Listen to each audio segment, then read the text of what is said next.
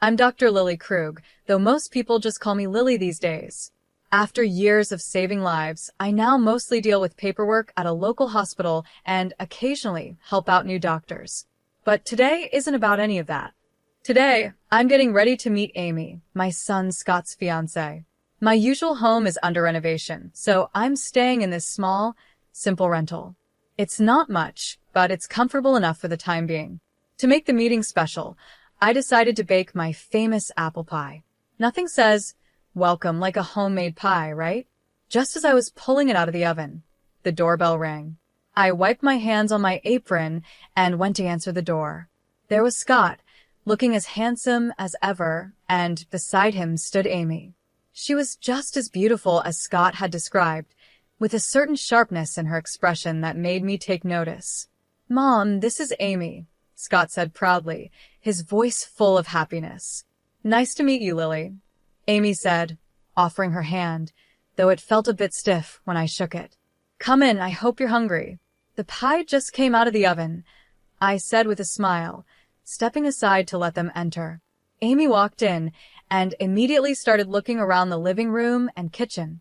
I noticed the little frown on her face as she took in the third-hand furniture, the old kitchen cabinets, and the plain walls that could definitely use a fresh coat of paint. "It's cozy," she said at last, with a polite smile that didn't quite reach her eyes. "So, Lily, Scott tells me you work at the hospital. What do you do there?" she asked. "Oh, just some administrative work now," I answered, not wanting to boast about my long career. Scott glanced at me in surprise. "Mom, why don't you tell her about," he started, but I quickly cut him off with a wink as I began slicing the pie. "Never mind that. Let's have some pie. You'll love it, Amy. It's my special recipe," I said, steering the conversation away from my job. As we sat down to eat, Amy seemed more focused on asking questions than enjoying the pie. "So, how did you manage to send Scott to private schools? That must have been tough on just a hospital admin salary," she asked, her tone a bit too forward for my liking. The question took me by surprise. It felt a little too personal, and it annoyed me. I kept my voice steady.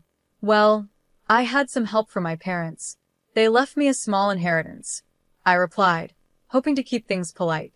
I could tell she was judging me, trying to figure out how someone with a simple job could give their son such a fancy upbringing. Her questions felt more like an interrogation, each one coming with a sharpness, even though she tried to hide it under a polite tone. Scott, bless him, didn't seem to notice the tension. "Amy's been great with all the tech support at her job. You should see her in action, Mom," Scott said proudly. "That's impressive," I said, turning to Amy with genuine interest. "Technology really is the future, isn't it?" "It is, and it's so rewarding to be at the cutting edge, being part of something that really makes a difference," Amy replied. There was a mix of pride in her voice, along with something else I couldn't quite figure out. We kept chatting while eating the pie, moving from Scott's job to their wedding plans. I did my best to make Amy feel welcome, despite the awkward start. When it was time for them to leave, Scott hugged me tight, but Amy's goodbye felt cold, her smile practiced, but not reaching her eyes. As I washed the dishes, I made a mental note to stay alert. Scott was my world, and I wasn't going to let anyone mess with his happiness. After that first awkward meeting, I hoped things would get better with Amy, but as the wedding planning moved forward, so did the tension between us. Amy had a way of keeping me out of the planning, using polite but cold responses that made me feel like an outsider in my own son's future. One afternoon, Scott and Amy came over to talk about the wedding. I had made some coffee and put out a few snacks, hoping to create a warm, welcoming atmosphere. "Mom, we were thinking of having the wedding by the lake. What do you think?" Scott asked, spreading out photos of the venue on the coffee table. Before I could answer, Amy quickly added, "Oh, Lily, it's a bit far from the city. I'm not sure if all our guests would like the drive. We're thinking of a downtown spot, right, Brian?" Her tone was casual, but her words cut me off before I could share my opinion. I kept my voice steady. "The lake sounds beautiful, Scott. It would make for some lovely photos, and a little drive wouldn't hurt anyone." Amy laughed, a high-pitched sound that grated on my nerves. Oh, but you know how bad traffic can be. We wouldn't want our guests stuck on the road all day. I held back a sharper reply and forced a smile instead. Well, downtown is nice too. Lots of great places there. Scott glanced between us, sensing the tension, but didn't say anything. He had always hated conflict, especially when it came to the people he cared about. Right, well, Amy's been looking into some great downtown venues, haven't you, babe? He said, giving her a supportive smile. Absolutely, Amy replied, flipping her hair over her shoulder. And Lily, we're also thinking of a modern theme for the wedding. Very sleek, very elegant. I'm guessing you'd prefer something more traditional? Her eyes glanced at my old coffee mugs and worn tablecloth, her words dripping with subtle judgment. I clenched my jaw, feeling the sting.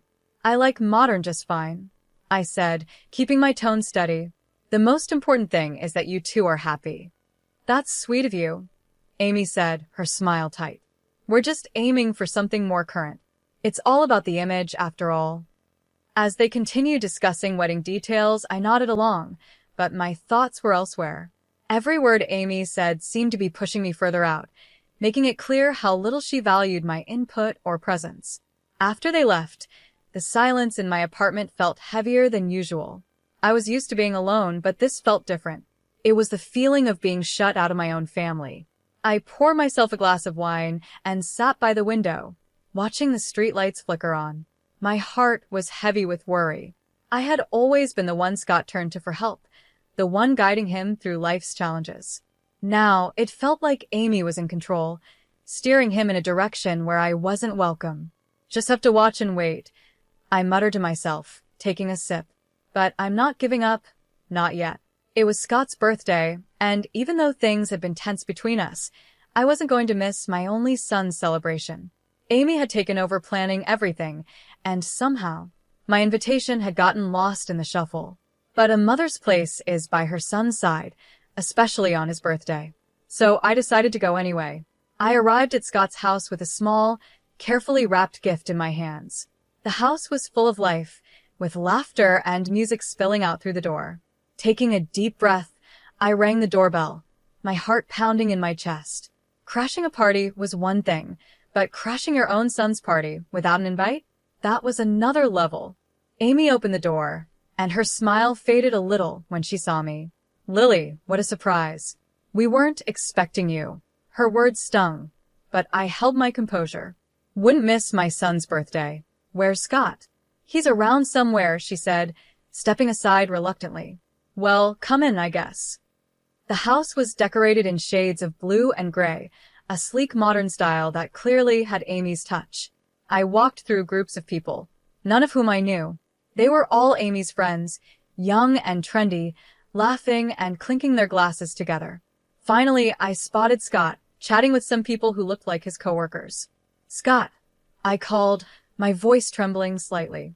He turned, and his face lit up when he saw me. Mom. You made it. He excused himself and came over, giving me a big hug. I wouldn't miss it for the world, I said, handing him the gift. Happy birthday, honey.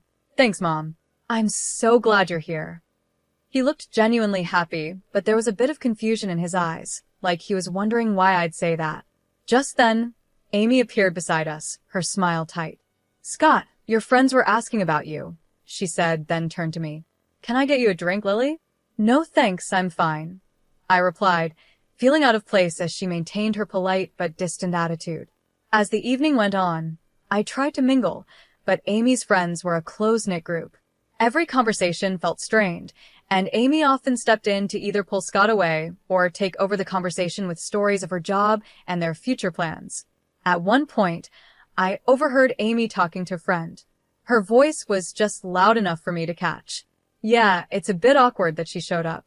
I didn't think she'd come, considering the vibe. Her words felt like a slap. I wasn't just uninvited, I was unwanted. My presence was making her uncomfortable, maybe even embarrassing her in front of her friends. The realization hit hard, and I found myself retreating to a quiet corner, holding a drink I didn't even remember accepting. A little while later, Scott found me alone, his brow furrowed. Mom, are you okay? You seem a bit off. I forced a smile, not wanting to spoil his day with my feelings. Just a bit tired, that's all. It's been a long day. Do you want to stay longer, or would you like me to drive you home? His concern was real, but the last thing I wanted was to pull him away from his friends. No, you stay.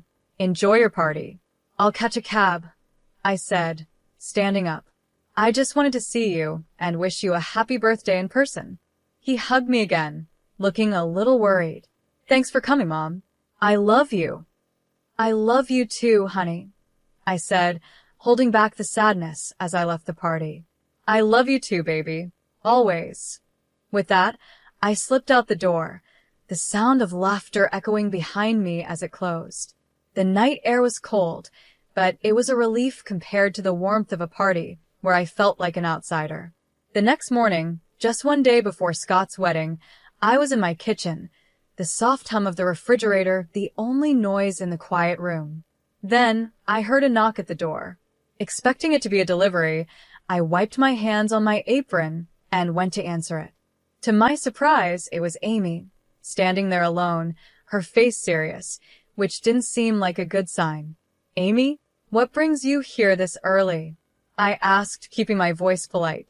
Without waiting for an invitation, she stepped inside, her eyes quickly scanning my modest rented apartment, her disapproval barely hidden.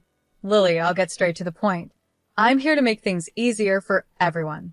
I have a proposal for you, she said. Oh, I replied, my curiosity piqued, though I could feel a chill running through me. She pulled an envelope from her sleek, oversized purse and held it out to me. I'm offering you $3,000 to not come to the wedding tomorrow. We think it's for the best. I stared at her, not because I was shocked by the offer, but because she actually thought this was acceptable. And why would you think I'd agree to that? I asked. Her lips tightened into a frown. Let's be real, Lily. Your presence doesn't really fit with the kind of event we're planning. You know, with all the important guests we're expecting. My hands clenched at my sides, but I knew I had to play this smart. I'm sorry, I think I didn't hear you correctly, I said, tapping my ear, pretending like I hadn't understood. You want to pay me not to attend my own son's wedding? Why? Amy sighed, clearly annoyed. Because, Lily, you don't exactly fit the scene. The way you dress, well, everything about you, it's just not up to the standard we're setting. We have very influential people coming, and we can't have you there looking like that. She paused, waiting for me to show some kind of hurt or give in. But I didn't. I stood tall, my resolve growing stronger. Go on, Amy. I'm listening, I said. With this money, she continued, waving the envelope in front of me, you could maybe fix up this place, or buy something nice for yourself later. You should be grateful I'm offering this. I almost laughed at her nerve. She thought this place was mine, and that I needed her charity to improve it. But I kept my face neutral, nodded, and took the envelope from her. All right, Amy, if that's what you really want, I said calmly. Her relief was obvious as she gave me a tight smile. Good. I'm glad you're being reasonable about this. After she left, I stood there, still holding the envelope, my thoughts racing. I gently closed the door behind her, my hands shaking with a mix of anger and adrenaline. I pulled out my phone and stopped the recording. Amy's cruel words were all there, clear and undeniable. I didn't waste any time and dialed Scott, my voice steady but urgent. Scott, can you come over right now? It's important. We need to talk about something serious. Sure, Mom, I'll be there as soon as I can. Is everything okay? His voice was filled with concern, sensing that something was wrong. Just come. We'll talk when you get here. When Scott arrived, he looked worried. He barely sat down before I said, listen to this, and played the recording of Amy's proposition. As he listened, the color drained from his face, and his expression turned to shock and hurt. Mom, I'm so sorry you had to hear that. I can't believe she'd say those things, he stammered after the recording ended. The wedding is tomorrow, Scott. What do you want to do? I asked, my voice calm but firm, letting him know the decision was his to make. He ran his hands through his hair, clearly frustrated and confused. I want to confront her, tell her it's over, and cancel the wedding. I can't marry someone who would do this. I held up my hand to stop him. If you do that now, everyone will see you as the bad guy, and she'll play the victim. We can't let her control the story. Scott paused, thinking over what I said. So, what do? We need to let everyone see her true colors. Let them hear the Amy I heard on this recording, I said, my voice calm but full of determination. He nodded slowly, understanding. Okay, Mom. I won't say anything to her yet. After Scott left, I made several phone calls to old friends and former patients, people who knew me well and had been part of my life because of the surgeries I had performed over the years. We talked about old times, and though I didn't give too many details, I hinted that I might need their support soon. Sitting back on the couch, I felt a mix of anxiety and resolve. Tomorrow would be a big day, one way or another. I was ready to stand up for my family and show everyone who Amy really was. This wasn't just about stopping a wedding. It was about protecting my son from a life of manipulation and lies. The wedding day arrived, and with it came a swirl of nerves and a sense of duty. Today would change everything, no matter what happened. As the guests began to settle into the beautifully decorated hall, whispering excitedly about the upcoming ceremony, I knew the truth would soon come to light. I braced myself for what was about to be the hardest thing I'd ever done. The plan was simple but powerful.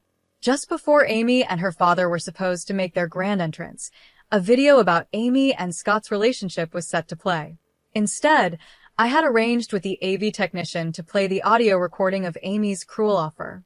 My heart raced as the moment got closer, knowing how much impact it would have.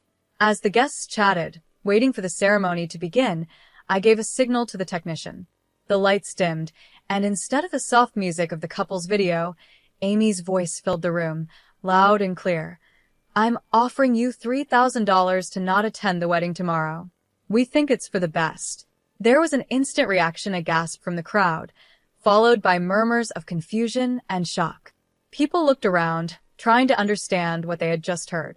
Then, the doors opened for Amy's entrance with her father, the timing perfect.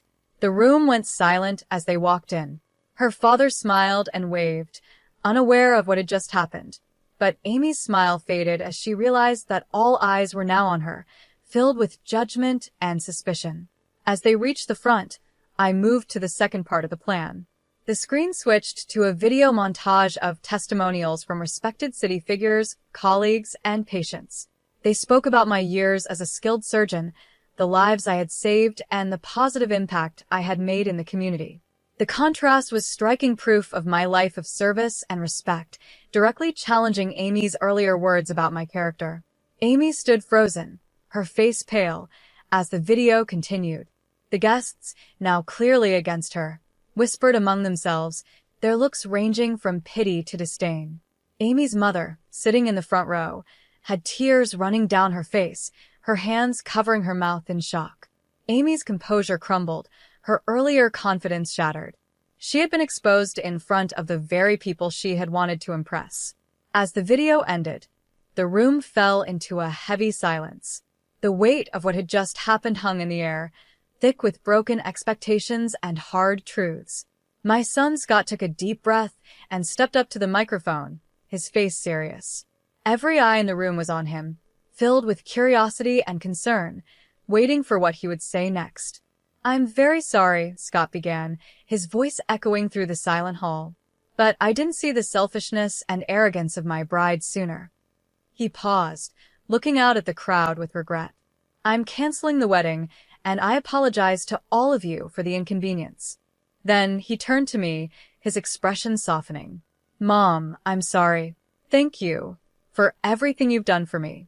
Without you, I might have made the biggest mistake of my life. His voice cracked a little, and my heart filled with both pride and sadness for what he was going through. A soft murmur of support rose from the crowd, and some guests stood up, applauding his courage. A tear slipped down my cheek as I watched my son, standing strong and showing the values I had always hoped to instill in him: integrity and strength. At that moment, Amy, who had been standing off to the side, broke down in tears. I didn't know about your mother's background, she sobbed, her voice desperate. This changes everything. Please, Scott, can we just talk about this? But Scott shook his head, his decision firm. There's nothing left to talk about, Amy. It's over. Even her parents looked at her with shock and disappointment, clearly stunned by her actions. They, too, seemed caught in the uncomfortable position of seeing their daughter's mistakes laid bare in front of everyone. Frustrated and embarrassed, Amy's emotions boiled over. "This is all your fault," she yelled at me, pointing a trembling finger in my direction. Her voice was raw with anger. "You've ruined everything." With those final words, she ran out of the hall, her sobs echoing behind her as the door slammed shut. The room was left in silence, everyone processing the unexpected drama. I moved to Scott's side, putting my arm around him. "You did the right thing," I whispered, feeling the weight of the day pressing down on both of us. He nodded, wrapping his arm around my shoulders. "Thanks, Mom. I couldn't have gotten through this without you." As the guests slowly began to leave, many offered quiet words of support or simply gave us a reassuring squeeze on the shoulder. I felt a mix of relief and deep sadness. The day didn't go how any of us expected, but truth and honesty won in the end. Scott was hurt, but he was free from a future that could have been much worse. After everything settled down, I finished the renovation of my house. It's beautiful now, a place full of peace and light, just like this new chapter of my life. 3 years have passed since that day. Amy, Scott's ex-fiancée, tried reaching out to me a few times, asking for forgiveness, but after everything, I just couldn't. I told her no each time. The last I heard, she lost her job. Her boss had been at the wedding and saw it all. She moved out of the city, and I don't know where she is now. In the meantime, life moved on in the best way possible. I retired from my hospital job, finally giving myself the break I deserved after so many years of work. Not long after, Scott met Janet. She's a wonderful person, kind and beautiful inside and out. They got married last spring, and it was the kind of wedding we had always dreamed of, full of love, laughter, and real happiness. Janet respects me deeply, and we've built a strong bond. It's such a joy to see Scott happy and in a relationship where they truly complement each other. Just the other day, during a quiet dinner at my house, Janet told me how much she appreciates our relationship. "Lily, I really admire how gracefully you've handled everything. I'm so grateful for how welcoming you've been," she said, her sincerity touching my heart. "I'm just thrilled to have you in the family, dear. You make my son happy, and that's all I could ever ask for." I replied, my voice thick with emotion.